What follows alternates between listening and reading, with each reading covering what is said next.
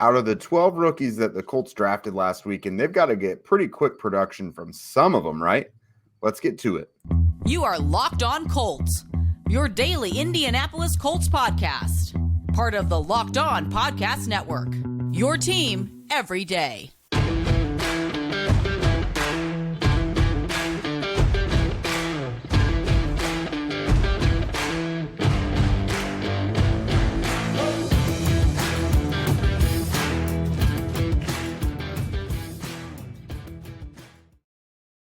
What's up, everybody? Happy Cinco de Mayo to you. Thanks for tuning in and making us your first listen of the day.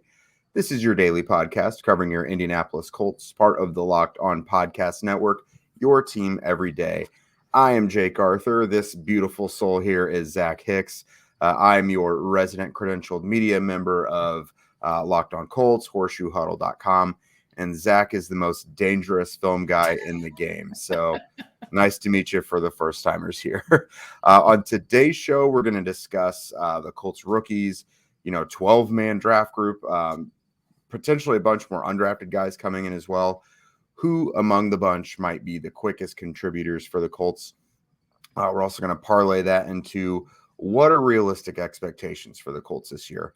We're used to saying, they could be a playoff contender but they're going young now.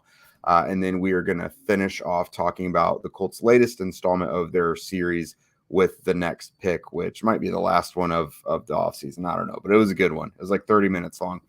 But we'll go ahead and start out here talking about some of the rookies who can contribute quickly. Zach, any discussion about Colts rookies or the Colts at all right now really begins and ends with quarterback Anthony Richardson. Whether or not he starts from day one, I think he's still going to have a role from day one.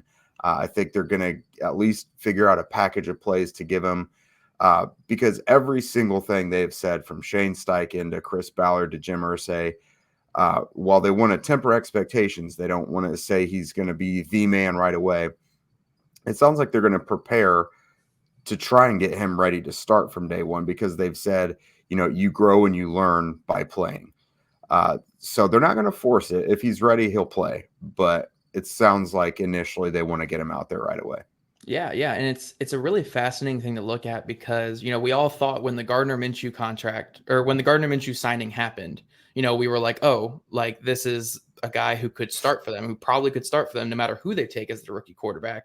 And then when you saw the contract, you're like, oh, that's more of a backup, like a low backup contract. Like that's not even like if you think Gardner Minshew could start for you, you're giving him $10 million a year. You're giving him a good chunk of money, but it's like a 1 year, like $4 million up to $4 million contract. Like that's a low end backup caliber deal. So you had to assume, whatever rookie they're bringing in, they're probably going to get out there early. And it's so interesting that it's Anthony Richardson because that's the guy that most people had pegged as the one who's going to sit. But for me personally, I think Anthony Richardson should play early and often. You want to get him out there that you learn on the job. And Shane Steichen, another just really interesting part of this is Shane Steichen was part of a rookie quarterback with the Chargers in Justin Herbert, and they started Tyrod Taylor super early over him. For a couple weeks there, Tyrod Taylor was the starting quarterback until he went down with an injury. And then Justin Herbert, the raw quarterback that wasn't ready to play, came in there and was lighting the league on fire. Like, he did not look anything like a raw quarterback. Now, Justin Herbert, I think, is a little bit further ahead than where Richardson was as prospects, but I wonder if Shane Steichen saw that and said, hey, why did I keep this guy on the bench when he's getting better and better every single week when he's actually on the field? And I wonder if that's going to translate over to the Anthony Richardson decision. It does seem like the Colts are really saying, you know what, if he comes out here in camp and looks decent, we're going to get him out there from week one. So I think when you're looking at rookies who are going to contribute quickly, I do think Anthony Richardson falls into that because, they said it best. The way you learn is on the job, and I want to get him on the field as much as possible, especially for a guy who only has 13 career starts to his name. Get him on the field, get more experience under his belt, and then see him grow from there. Yeah, and something you and Mark Schofield mentioned in your conversation from yesterday's show, Shane Steichen is going to be hitting the books in the video reels to see, Yes. What has Anthony Richardson done best throughout his career, going all the way back to when he, first started playing football. What can you accentuate in his game to get him ready? So I think the Colts will obviously have a plan. So moving on from the obvious with Richardson, when I'm looking at these rookies, I think the next most obvious guy is wide receiver Josh Downs. What do you think? Yeah, no, he's going to have a massive role from day one. He's just a perfect Shane Steichen wide receiver. He's not the guy who's going to win vertically on every single snap. He does have the ability to win vertically.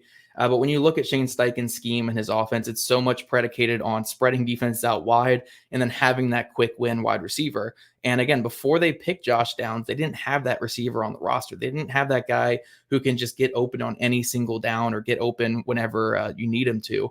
Josh Downs is that quick win wide receiver. He's the guy who can line up as the innermost guy on bunch looks. You can sneak him around on mesh concepts. It wouldn't shock me whatsoever if Downs finishes this next season with a good chunk of catches, 50, 60, maybe 70 catches even. I think he's going to get a lot of underneath looks, and he's going to really help Anthony Richardson get better in that short to intermediate area of this game. Yeah, I think, if Gardner Minshew is the guy initially as well, I think he'll really enjoy throwing to him too, with all that short stuff, a lot of the crossers and just bubbly type stuff. I think that's really going to scream to his game. But with something I've really liked so far about Downs, it's not even something I've seen from him. So he's a smaller guy, yes. He's really athletic, which is that pretty much always translates. But two guys who spent their careers being technicians, and they didn't win because of their athleticism necessarily, Reggie Wayne and Steve Smith, they both rave about this guy. Yeah. And those are two guys who know how to evaluate wide receivers, and they know what it takes to get open, to win in the NFL. I'm really intrigued by that. Steve Smith always kind of finds his way to training camp every year, so I kind of want to pick his brain about that. Another thing I'm interested about with the rookies, they got three huge cornerbacks of the group. Juju Brents, Cam Rush, and Jalen Jones. Do you see? Did I say it right? I saw you smile.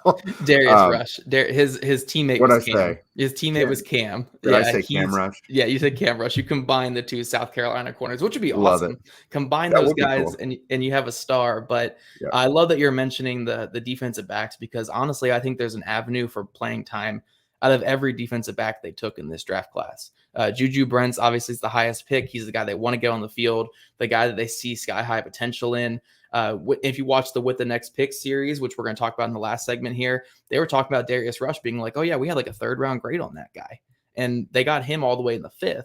And it's a player who's extremely athletic, really long, experienced SEC corner. Oh, and then if we're talking experienced SEC corners, Jalen Jones, who's only 21, so super young as well, is a guy who I think is going to get gunner snaps early on, a guy who could play at the bottom of the roster. Really excited about that pick as well. And then Daniel Scott, I've raved about him recently too. This is a supreme athlete who can play free safety. I'm actually really intrigued by him in the slot, kind of doing what Julian Blackmon did last year. So maybe being a backup slot as well. I like these defensive backs they took from Juju Brents all the way down to Jalen Jones. I think all 4 of them have a very, very easy avenue to seeing the field in some way this year. So I'm excited to see all 4 of those guys compete in camp. And you know what? May the best man win. May the best man win, get the best guys on the field. And that's Jalen Jones over the other guys. Like, cool. Let's get them all out there. But I like all 4 of these defensive backs, and I think they're all going to have really good camps and really good off seasons. Yeah, I'll throw a sleeper in there because of special teams, and that's Evan Hull. He sounds more than willing to be a core special teamer, and he told us he knows that's how he can initially make his mark in the NFL. So that's another guy I'm going to keep my eye on as well. Next, we're going to discuss what realistic expectations for the Colts might look like in 2023. But first, a word from our pals over at Built. If you're looking for a delicious snack but don't want all the sugar and calories, then you need the best tasting protein bar ever, which is Built. You guys got to try it. If you're like me and you want to make healthier snack choices, but you don't want to compromise on taste, then I've got just the thing for you. Built Bars by Built. Built Puffs as well.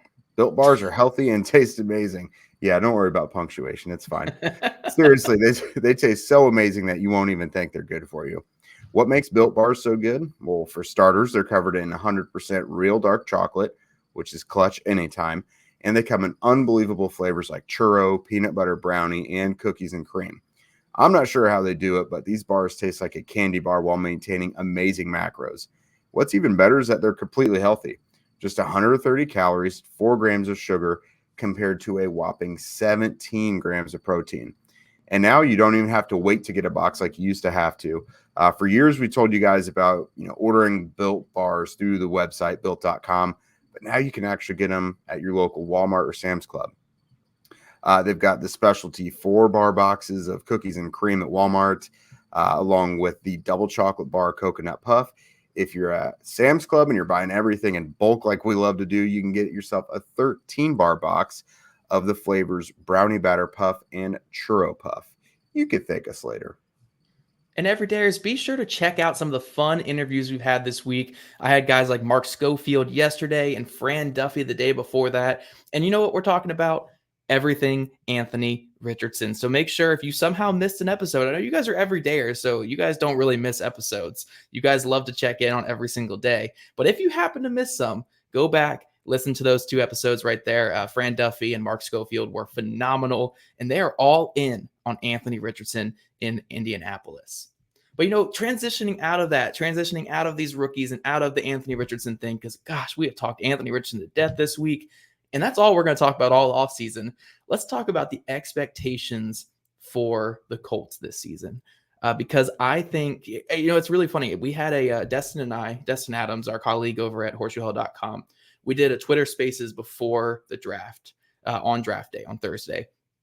And someone said, hey, if we really think this Colts team is only one quarterback away, why not go after Lamar Jackson, or why not go after this? And I was like, the biggest thing about this offseason, even before the Anthony Richardson selection, is the Colts finally realized they're not a quarterback away. They are farther away than just a quarterback, just getting in a Matt Ryan, just getting in a Carson Wentz and everything's fine. They realize they need to go young, and it's not going to be super pretty from day one. And we saw that a lot in what they've said since the Anthony Richardson pick. It's like, look, we're not expecting him to come out here and light the entire league on fire. We're going to play this a little slow. And if there are struggles and warts, we want him and the rest of the team to grow through it. So I think as a collective, fans and analysts, when it comes to the Colts, we need to take a little step back from our expectations. It can't be like the last 3 or 4 years where we're all saying the Colts are going to win the division. The Colts should win the division, because when they were trying to go, quote unquote, all in, they weren't doing that. Now they're realizing they need to reset just a little bit. They still have some good veterans, but it is a slight reset. There's a lot of young players on this team. I mean, cornerback Kenny Moore is like the only one over 25 at cornerback on this team. At safety, I don't think any of them are over 25. So it is a young team. And that's what the Colts are trying to do. They're trying to build this team up again through youth. So when it comes to expectations, personally, you're not going to see me project them to win 10, 11, 12 games and win the division this year. This year is all about Anthony Richardson and the young players on this roster taking a step forward. If that results in 15 wins, cool. If that results in 4 wins, but you're seeing progress throughout the year, also cool. I just think I wanted to have this topic in our show today because we have to temper the expectations just a little bit here. And I know we're going to get the comments about Chris Ballard being in year 7 as a GM here, but it is time to finally just bring those expectations down a little bit and finally start building from the ground up again with the Colts. Yeah, to that point, they're not bereft of talent. Like, they do have Right. some veteran guys who can still help you win right here and now. But overall, a lot of their cornerstone pieces are going to be young guys who deserve time to grow, and there's going to be bumps in the road, So yeah, I think we shouldn't be expecting playoffs, because to your point, like you said, even when they were going all in, they couldn't even get a wild card spot. So like, what's going to change now with all these younger guys to get them over the hump? With that said, their list of opponents isn't really killer this year. There's a few games on here where I would not expect victories. Bengals, obviously, Ravens, the Saints now with Derek Carr. Other than that, a lot of these games appear to be winnable.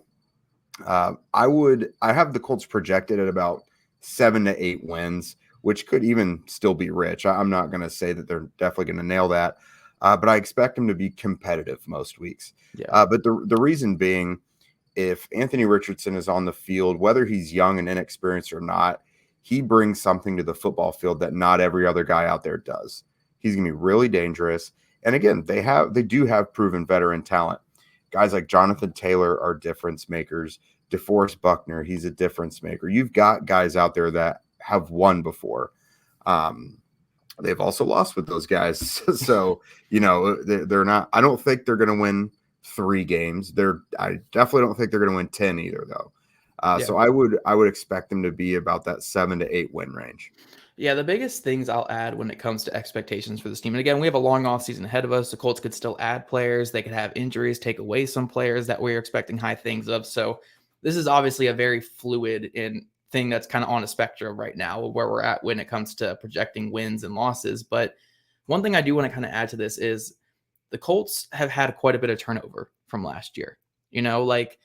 It's easier to be competitive in the NFL when things are kind of either staying the same or you're adding and definitely getting better. Whereas the Colts, Shane Steichen, we absolutely love Shane Steichen, but we're going into year 1 of his new offense, year 1 of his coaching tenure. We don't know how pretty that's going to be from day one. There might be some rough patches. There's a whole entire new offensive staff that the players have to get used to, that schematically the players have to adjust to. So that's a different thing right there. And then on defense, the defense, which held this team up for their first half of last year, lost 2 of their best players in Stephon Gilmore and Rodney McLeod. We love Nick Cross. We love Juju Brents. We love Darius Rush. We love Isaiah Rodgers. But we don't know if they can provide that impact that those players had last year. And then Bobby Okereke is gone at linebacker as well. So there have been some pretty big departures. At the end of the day, though, I think the main point I want to add with this part of this show and just for the rest of the offseason isn't that I'm expecting the Colts to come out and win like 2 games. Like, I'm not trying to be pessimistic. I'm not trying to even be down on all the excitement that we have right now. It's just keep in the back of your guys' mind that this is a process. This is a process. The Colts were just reapplying Band-Aids the last 3 or 4 years. That's all they were doing. They were just reapplying it, ripping it off and hurting us and then putting it right back on. That same Band-Aid. They were barely changing out the Band-Aid. Now they're actually tending to the wound. They're finally tending to it. They're hoping it gets better, but it's going to take some time to heal. Instead of just putting crummy little Band-Aids on it, this is going to take some time to heal, and it's not going to heal from day one. It'd be great if it does. Maybe they have the miracle cure in Anthony Richardson and Josh Downs and Darius Rush and Juju Brents, and these guys are all superstars, but these are young players. Young players take some time to adjust and take some time to be what they're ultimately going to be. So if you're going into the season expecting the Colts to be the best team in the division, I'm not saying that's not going to happen. It's just breathe a little bit. I love the excitement, guys. I love it so much. Keep that excitement going, because even if they win 4 or 5 games this year, as long as these guys are showing progression and the youth is really stepping up, that's a good thing. That is a good thing. We're trying to get this on the right track instead of, again, just reapplying crummy Band-Aids to this wound. We're finally starting to fix it and clean it up. And I think these young guys are the path to doing that. It's just year 1, it might be some rough patches that we have to work through. So don't get yourself too, I'm just trying to temper the expectation. I'm not trying to dull the excitement. I just want to temper the expectations just a little bit and realistically project what this team will do this next year. Yeah, and I think the key is what you nailed on. Just because there won't be a bunch of wins, we want to look for progress. Mm-hmm. They need to be competitive. We know what ugly football looks like now. Like the Colts have displayed some football that I've not really seen before. Like lifeless, unprepared, no motivation football. Like as long as that's in the rearview mirror and it looks like these young guys are starting to get it a little bit, that's what you're looking for. And we can't say they suck or they're busts after a few games or whatever. I know it can be tough to be patient with these guys, but no, what you're looking for is progress, not necessarily W's yet. Exactly. So coming up, guys, we're going to talk about the Colts with the Next Pick series, the latest installment. I think it's going to be the last installment of this year, but it was jam-packed with some great nuggets and some really fun stuff. So Jake and I are going to talk about that here in just a second. All right, Jake. So contrary to what some believe over at The Athletic, the Colts room was extremely excited about the selection of Anthony Richardson. We won't name that writer there at The Athletic. We have a lot of respectable colleagues over at that site, so we don't want to drag it too much. But the Indianapolis Colts organization was pumped to get Anthony Richardson. I think the biggest thing for me from with the Next Pick series is this was brought up by some other people, so I can't even take full credit for it. But look at Chris Ballard's body language when it was announced that the Cardinals had traded Yes. at 3. He was Uh-huh. oh, he slumped down, and honestly, personally, me too. When I saw the message come up that the Cardinals were trading, and then just like me as well, and just like I'm sure a lot of you guys, when you saw it was the Texans coming up, it was, oh my gosh, we got him. And you saw Ed Dodd say that. You saw Morocco Brown get excited. You saw Chris Ballard jump up out of his seat and run over to the card. Like, this team is excited about Anthony Richardson, and they played it a little risky, but they got their guy. Yeah, that was the first takeaway for me as well. Doesn't it almost annoy you a little bit though? They said, we're going to stay pat at 4 because we were pretty sure we're going to get him. But then you hear that Arizona traded it, and it looked like someone stabbed Chris there for just a split second. Oh man! And they said it was Houston on the clock, and he slaps the table and he's like, "All right, let's go." It's like, You guys were going to let someone steal your lunch money, like. Yeah, I will say this. Their intel, they obviously have more intel than even I have. Yeah, but of course. From my intel, there was only one team that'd be coming up there. From what I understand, it would have been the Vikings, and that would They would not have been able to do that. It would have had to have been the Godfather offer times 10 to get all the way up there. So I think the Colts did kind of know, like, yes, we could say they were playing it risky, but I think they did have a very, very good feeling that it was not going to be a team looking for Richardson to trade up to 3. But I'm sure, in your mind, you could say that you're 99.99% sure that the Vikings can't get up there. But then when you hear that trade call and you don't know who the other team is, you're like, did they do it? Did they send Justin Jefferson? Did they send, what did they do? What are they offering? And then when you hear it's the Texans, again, just like I was when I was watching it from home, I was like, oh my gosh, it was pure elation, excitement. And then obviously when they put the pick in to be Anthony Richardson, that whole draft room erupted, man. Yeah. This organization, I 100% believe the Colts and Chris Ballard, and now we can see it from behind the scenes, but they had to have been sold on him for over a month plus, for a month plus or whatever, to be that excited about getting him. And to trust their intel that much that he was going to be there at 4 for them. Yeah, Chris had said that he was confident and comfortable with making the pick up to a month before. He'd been telling Ed Dodds, that was the guy. Shoot, Morocco Brown back in August was texting Chris stuff from Florida practice, saying, the stuff I've seen on the practice field is crazy. August 2021, by the way. Yeah. No, I knew it was before he was a starter, is what I heard. Wow. Yeah. Okay. No, Morocco was on him for a long time. Yeah. So the Colts had been interested for quite some time, and really beyond Richardson, because of course everyone's going to love when you get your preferred franchise quarterback. But it looks like a lot of these guys they were pretty pumped to get. Like it looked like Chris ran up to the draft board on a few of those, like Freeland, Downs, like there was, I think it was. Leo at the end they were really confident in as well. So 12 guys, and it looks like the Colts couldn't have been happier to get the dozen guys that they got.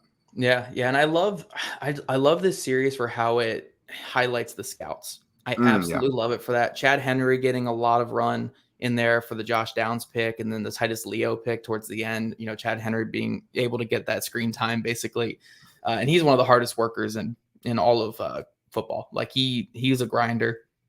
You could see it last year with the Alec Pierce pick, see it this year with the Josh Downs pick, how excited he was.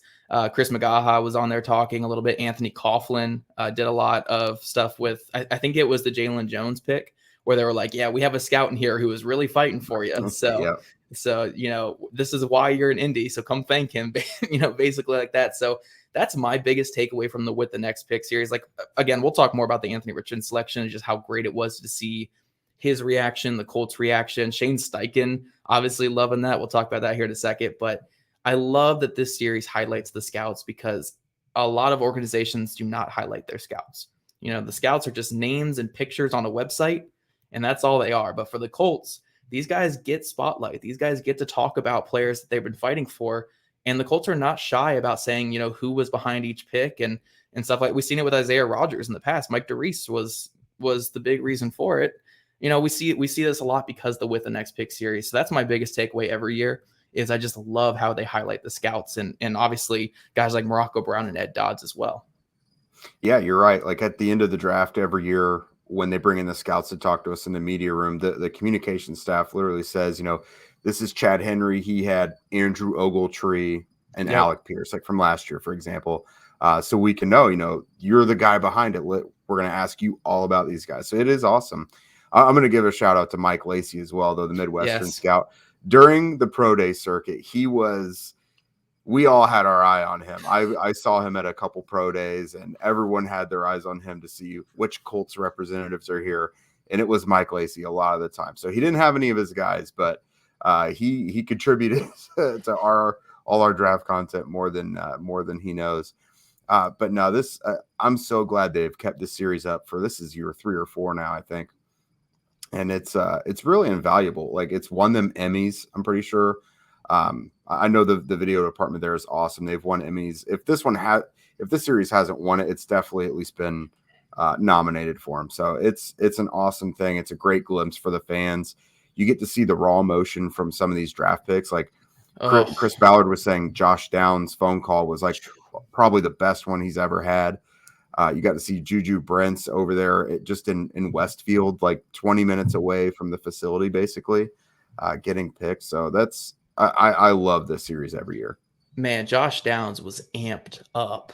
Josh Downs was so amped up. And I mean, you could have put a football in his hand right there and he would have run through everybody at his draft party. Like, there was something with that phone call. He was like, look, you're going to not regret that you took me and stuff like that. Like, I was pumped up seeing that Josh Downs one, but I do want to refocus the conversation a little bit to Shane Steichen, Anthony Richardson, and kind of, get back to our starting quarterback here, get back to our franchise quarterback, where I think this series really shined the light on how high Shane Steichen was on Anthony Richardson throughout this process. You saw every interaction between the guys where Shane Steichen was like, we got our guy, tapping him on the back, being like, we got our guy. Chris Ballard even said, I think during one of his one-on-ones in the video, saying like, yeah, Shane would pull me in his office like once a week, being like, look what he's doing here. Look what he's doing here. Like, if anyone had any doubt where Shane Steichen fell on these quarterback prospects, just watch the Next Pick series, because Shane Steichen was elated to get Anthony Richardson. He was showing Chris Ballard highlights every day. He was pumped when they got him, saying that's my guy and let's go and let's get rolling. So, again, you send this money out and you go hire Shane Steichen because what he can do with a young quarterback. And now you're giving him the one that he wanted in this class, and you got him at 4. So I love the series, and I just love how he was able to highlight, again, Shane Steichen. I really think he was Shane Steichen's QB1 from everything that we could see behind the scenes, or at least the QB1 of the guys they thought they were going to be available. So I was really happy to see that, because, I'm super high on Shane Steichen. I love seeing everything with him, and just, seeing those interactions between him and Anthony Richardson, like, he got his guy. Oh, yeah, we've seen how important it can be when a quarterback and head coach are in lockstep. Like, we unfortunately got robbed of it only one season, but Andrew Luck and Frank Reich were tight, and we saw how well that went. Like, if Richardson was Steichen's QB1, we already know he has a plan, but that means he's had something cooking for a long time, I'm sure. Yeah. I really think this whole staff, just the way they're talking about Richardson, like. And then, again, looking at the background of these staffs, Jim Bob Cooter helped work with Jalen Hurts there in Philly for a year. Cam Turner obviously worked with Kyler Murray. And then the 2 Giants guys, Tony Sperano and I think it's Deontay Smith or Dante Smith. DeAndre Smith. There you go. Thank you. They worked with Daniel Jones there in New York. So all these guys who have worked with mobile quarterbacks were probably looking at this draft and being like, I know which one I want. I know which guy. And you could see it with in that series, with the next pick. So yeah, really excited to see all that. Really excited to see behind the scenes and just how all in this organization is on Anthony Richardson. And again, to kind of push back a little bit on the Athletic article, the Colts are very all in on Anthony Richardson. There was not a doubt in that draft room on who their guy was. But every day, make sure you come back with us next week. The Indianapolis Colts rookies will finally be reporting in the building this weekend for rookie minicamp. So make sure you give us a follow, give us a look, so we can give you the lowdown of how it all went down. I mean, Jake, you'll be there a couple of days next week, right? Yeah, absolutely. It's so today you guys are listening Friday, so we have media availability Friday and Saturday with the rookies. Perfect. So yeah, Jake will be there. Make sure you're following at Jake Arthur NFL for sure. Also at Locked On Colts and at Zach Hicks 2 on Twitter. Also subscribe to the Locked On Colts podcast on YouTube or wherever you listen to your podcast. We'd love your guys' ratings and reviews, and we'll see you guys bright and early on Monday morning.